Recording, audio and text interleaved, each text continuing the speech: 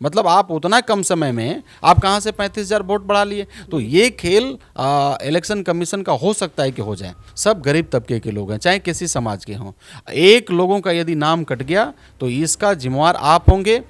पहले तो मैं, अगर आप पूछ ही दिए उनका बात, तो मैं देख रहा था बहुत सारा एक दो न्यूज़ पर मैं देखा, इनका जो भाषा है ना, जिस प्रकार से वो अभी बोल रहे हैं, मैं देख रहा हूँ पॉलिटिक्स में ऐसा नहीं बोलना चाहिए। इसका मतलब थोड़ी नहीं है कि उम्र में हमसे जो छोट हो उसको हम क्या क्या बोलें। कौन सा पहाड़ टूट रहा था? अभी 2 महीने के बाद में हमारा चुनाव है, आप सितंबर में अध्यादेश जारी करने जा रहे हैं। आप बताइए कि इतने कम समय में 8 करोड़ लगभग वोटर हैं, हर एक लोगों के पास में कैसे पहुंचेंगे? आप प्लान बताइए। ये तो हम पूछ रहे हैं ना, हम झोपड़ी में रहने वाले गरीब लोगों के पास में यही तो एक बड़ा अधिकार है, जो कि बड़े बड़े महल वाले भी हमारे घर में आते हैं। जो हमेशा मैंने सवाल उठाया है, ये जो समय ना राइट समय नहीं है, टाइमिंग जो है ना वो सही नहीं है। आपको पता होना चाहिए, सरकार ने वहाँ सर्वे कराया कि हमारी सरकार बन रही है कि नहीं बन रही। क्या चुनाव आयोग अफरा तफरी में ऐसा फैसला ले रही है जो चुनाव से कुछ आने वाला 2025 में जो 3 से 4 महीना के बाद चुनाव होने जा रहा है, उसमें एनडीए जीतेगा कि नहीं जीतेगा? इनका जमीन खसक गया। बिहार विधानसभा चुनाव के सरगर्मी के बीच चुनाव आयोग की तरफ से घोषणा किया गया कि इसमें कि बिहार के अलग अलग जिले, अलग अलग गांव के अंदर जाके वहां के जो चुनाव अधिकारी हैं वो जाके चेक करेंगे कि क्या वहां के जो लोग हैं उनका चुनाव वोटर लिस्ट में नाम है या नहीं है। हमारे बीच में मनोज कुमार जी हैं, उनसे हम जानने की कोशिश करेंगे कि क्या हकीकत ऐसा होना चाहिए या नहीं होना चाहिए चुनाव से पहले। देखिए, आपको मैं बताना चाहता हूँ आपका जानकारी के लिए, ये जो चुनाव आयोग जो करने जा रहा है ना, बिहार में नए सिरे से वोटर लिस्ट बनाने जा रहा है।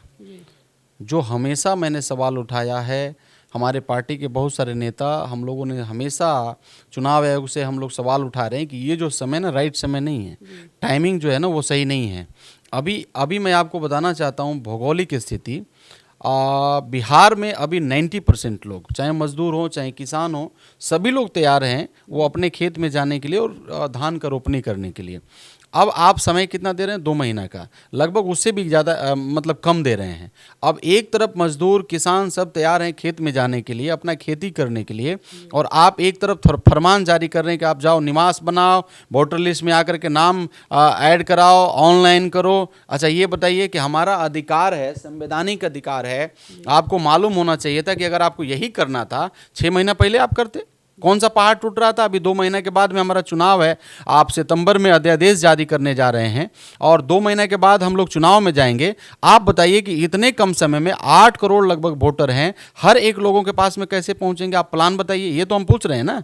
हमने बजाबता कांग्रेस पार्टी ने चिट्ठी लिख करके इलेक्शन कमीशन को ये पूछा कि आप सभी पार्टी को बुला लीजिए, सभी पार्टी के नेता को बुला लीजिए। आप उसमें भी एक पत्र मैंने कल देखा कि लिख करके आपने कहा कि कोई पार्टी तैयार नहीं है 2 तारीख का मीटिंग के लिए। तो मतलब आप नाम तो बता दीजिए कि कौन कौन पार्टी तैयार नहीं है, आखिर काहे नहीं तैयार है, क्लियर हो जाए, बिहार का जनता को पता चल जाए। तो क्या चुनाव आयोग अफरा तफरी में ऐसा फैसला ले रही है जो चुनाव से कुछ महीने पहले ऐसा फैसला लिया है कि घर घर जाके आएंगे वहाँ जो चुनाव अधिकारी हैं? आपको पता होना चाहिए, सरकार ने वहाँ सर्वे कराया कि हमारी सरकार बन रही है कि नहीं बन रही है।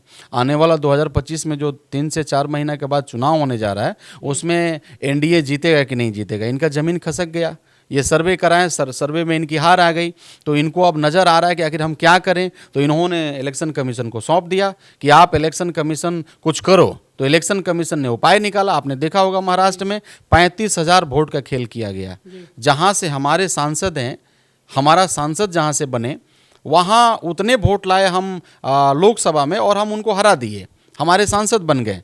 और उसी सीट पर आप क्या कर रहे हैं विधानसभा में कि उतना ही हमारा सीट, उतना ही वोट हमारा अभी आया और आपका वहाँ 35,000 वोट कहाँ से बढ़ गया?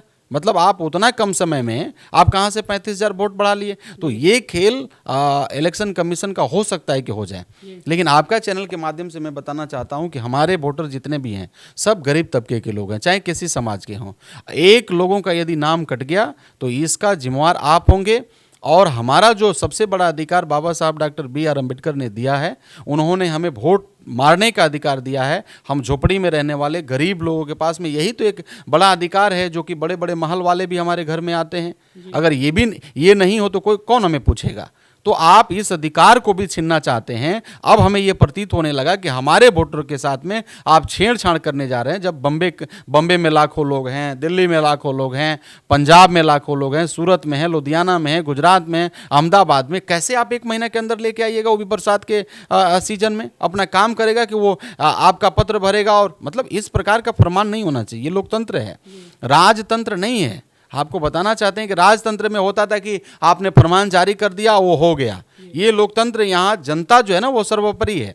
आप जनता को सुनना होगा। आप 6 महीना पहले क्यों नहीं आपने जनता के बीच में गया, अपना प्लान क्यों नहीं बताया कि इस बार हम वोटर लिस्ट नया सिरा से करेंगे, आपको ये करना होगा, हम तैयार रहते हैं। पहले से हमारे 6 महीना हमारे लोग जो हैं, गरीब लोग हैं, अभी बैठे हुए थे, सब लोग तैयार कर लेते और आप करते। लेकिन आप एक बाएगी ये सूचना निकाल करके, फरमान जारी करके, मुझे लग रहा है कि आपको समझना चाहिए और सोच समझ के कदम बढ़ाना चाहिए। अदरवाइज एक बहुत बड़ा गड़बड़ी हो जाएगा और हमारे लोग जो है ना, गरीब लोग हैं, वो वंचित रह जाएंगे मत देने से। अब बिहार की बात करें तो सबसे ज़्यादा युवा प्रभावित होंगे, क्योंकि रोजगार के लिए अलग अलग राज्यों में जाते हैं, नौकरी ढूंढते हैं, तो उनको कहीं ना कहीं इस चीज़ से दिक्कत तो होने वाला। क्योंकि बात की जाए 1 महीने के अंदर तो आ नहीं सकते काम धंधा छोड़ के। बात आपका सही है। आप बताइए कि 1 महीना में वो ट्रैवलिंग करेंगे? जी। बम्बे हैं, महाराष्ट्र हैं, राजस्थान हैं, मतलब अहमदाबाद हैं, जाएंगे बिहार, बिहार से फिर अपने वापस जाएंगे। वो काम करने के लिए गए हैं कि फिर आएंगे और जाएंगे? आपने एक और पत्र लिखा, आपने पेपर में मैंने देखा कि बोला कि आप जहाँ भी हैं वहाँ से ऑनलाइन करें। वो काम करने गया है फैक्ट्री में कि आपका ऑनलाइन करने? कितने लोग हैं जो गरीब लोग हैं, उनको ऑनलाइन का क्या मतलब है? कुछ पता ही नहीं है उसके बारे में।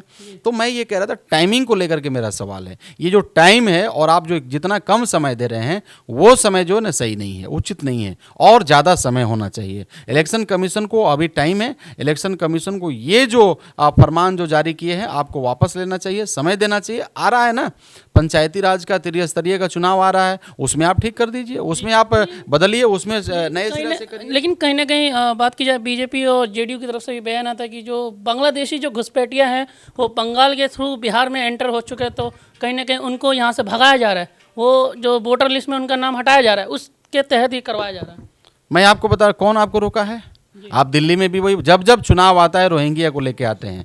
मुझे तो लग रहा है कि ये चुनाव जो है ना, ये चुनाव जो है वो आपका मुद्दा हो जाता है, मेन मुद्दा हो जाता है। बेरोजगारी को आप छोड़ देते हैं, मेन मुद्दा जो है आप रोहिंग्या को लेकर के आते हैं। तो रोहिंग्या को तो आप चुनाव में लेके आते हैं, कौन रोका है? मैं भी कह रहा हूँ कि जो गलत वोटर हैं, इलीगल वोटर, उनको हटाइए। मैं तो पहले ही कहा था, हम लोगों का पहले से, हमारा पार्टी का भी मतलब इस पर क्लियर स्टैंड है कि जितने भी गलत वोटर हैं उसको हटाइए। लेकिन आप बताइए कि केवल आप चुनाव में इस मुद्दा को लेकर के आते हैं और हमारे वोटरों के साथ छेड़छाड़ करते हैं, ये गलत हो जाएगा।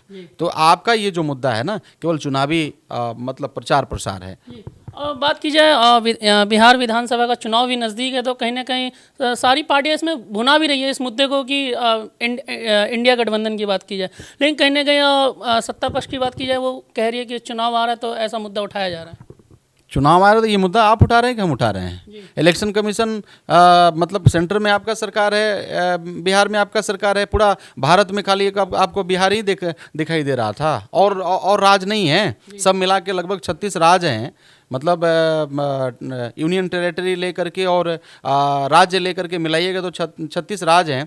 खाली एक बिहार ही आपको दिखाई दिया, खाली बिहार का वोटर लिस्ट आपको मन में आया कि ठीक करें, और राज नहीं है। और राज का भी करिए ना, पूरा भारत भर का कर दीजिए ना। केवल रोहिंग्या बिहार में ही रहते हैं, दिल्ली में नहीं रहते हैं, और मतलब पंजाब में नहीं रहते हैं, बम्बे में नहीं रहते हैं। बम्बे का आप नहीं ठीक करेंगे, मतलब एक साथ करिए ना। केवल बिहार में चुनाव इसलिए आप जा रहे हैं, तो मुझे तो लग रहा है कि हमारे वोटरों को छेड़छाड़ करने जा रहे हैं। और एक और बिहार की बात करें तो एक उपलब्धि भी शामिल हुआ कि पहला राज्य बना है मोबाइल से वोटिंग करने का, तो वो भी उपलब्धि नीतीश कुमार जी गिना रहे हैं। तो क्या विपक्ष को इस चीज़ का खतरा है या फ़ायदा होगा इस चीज़ से जो ऑनलाइन वोटिंग होगी? मैं नीतीश जी को अपना मोबाइल दूँ, ये मोबाइल दूँ? नीतीश जी को कहिएगा तो मैं अपना मोबाइल देता हूँ। अगर इस मोबाइल को चला लेंगे तो मैं मान जाऊँगा कि सही में जो आप योजना लेकर के आए हैं वो चलेगा। मैं आपको बता रहा हूँ, आज भी भारत जो है ना गाँव का देश है, गाँव का देश है भारत, और भारत में सबसे ज़्यादा आबादी गाँव में रहता है।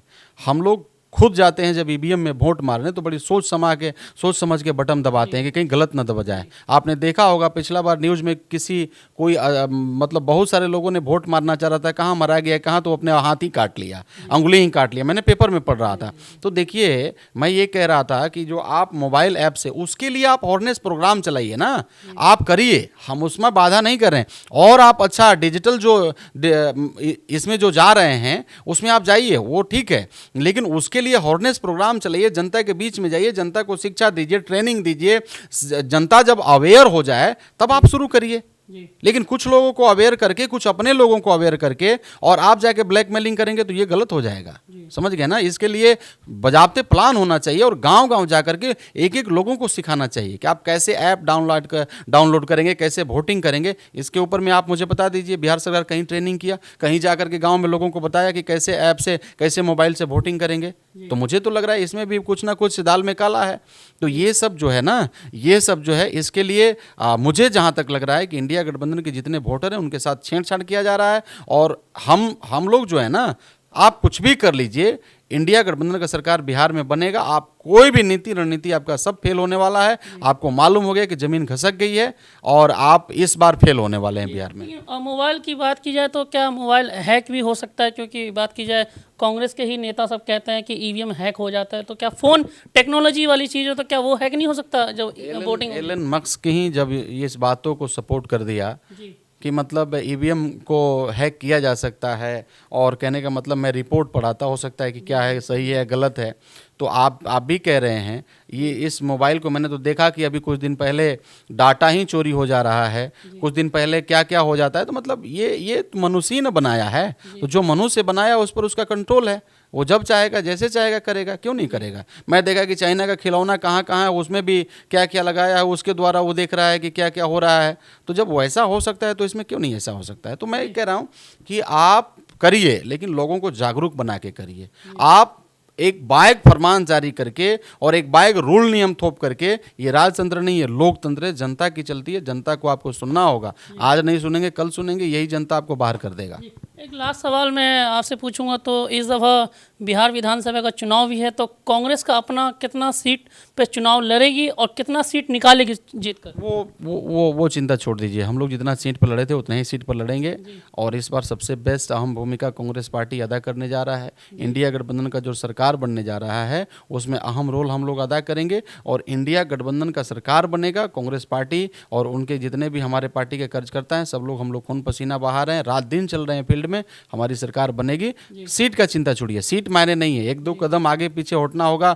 हम लोग लोभ लालच पर ये गठबंधन नहीं बनी है, लोभ लालच से ऊपर उठ करके गठबंधन बनी है, और एक ही टारगेट है कि हम लोग को जीतना है और एनडीए को हराना है। इस टारगेट को लेकर हम आगे चल रहे हैं। एक छोटा सा सवाल पूछूंगा कि जन स्वराज जो पार्टी है, प्रशांत किशोर, वो भी तो चुनाव लड़ रहे हैं, तो क्या इससे कांग्रेस हो या आरजेडी हो या जेडीयू या बीजेपी, किसको नुकसान पहुंचा सकती है जो अपने आप को उभार रही है कि एक अलग पार्टी बनकर? लोकतंत्र में सब स्वतंत्र हैं, आप भी पार्टी बना लीजिए, आप भी जा करके कल भी आप अनाउंस कर सकते हैं कि हम चुनाव लड़ेंगे, कौन रोका है?